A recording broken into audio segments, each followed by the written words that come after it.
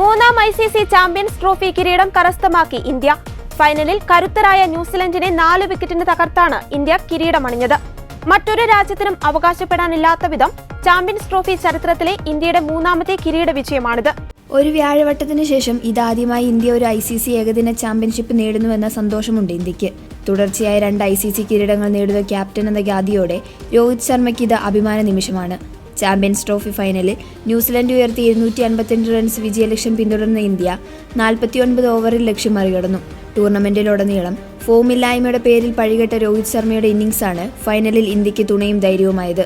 രോഹിത്താണ് മത്സരത്തിലെ താരം. 4 മത്സരങ്ങളിൽ 65.75 ശരാശരിയിൽ 263 റൺസ് നേടി ടോപ്പ് സ്കോററായ രജിൻ രവീന്ദ്രയാണ് ടൂർണമെന്റിലെ താരം. തുടക്കം മുതൽ മനോധൈര്യത്തോടെ നേരിട്ട രോഹിത് 83 പന്തുകൾ നേരിട്ട് 76 റൺസ് നേടി. 48 റൺസ് നേടിയ ശ്രേയസ് അയ്യരും വിജയത്തിൽ നിർണായകമായി.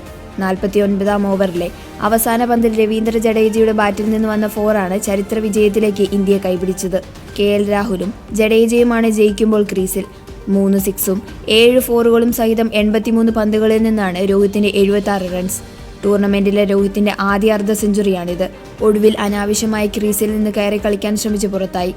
രജിൻ രവീന്ദ്രയുടെ ഓവറിൽ ക്രീസിൽ നിന്ന് കയറി കളിക്കാൻ ശ്രമിച്ച് പരാജയപ്പെട്ടതോടെ പന്ത് വിക്കറ്റ് കീപ്പർ ടോം ലാഥമിന്റെ കയ്യിലെത്തി. ലാഥം സമയം പാഴാക്കാതെ സ്റ്റംപ് ചെയ്യുകയായിരുന്നു. ഒരറ്റത്ത് രോഹിത് ശർമ്മ തകർപ്പനടികളുമായി മുന്നോട്ട് പോകവേ മറുവശത്ത് ആങ്കറിംഗ് റോളിലായിരുന്ന ശുഭമൻ ഗിൽ 19ാം ഓവറിലാണ് വിക്കറ്റ് കളഞ്ഞത്. 50 പന്ത് നേരിട്ട ശുഭമൻ ഗിൽ ഒരു സിക്സ് സഹിതം 31 റൺസ് നേടി.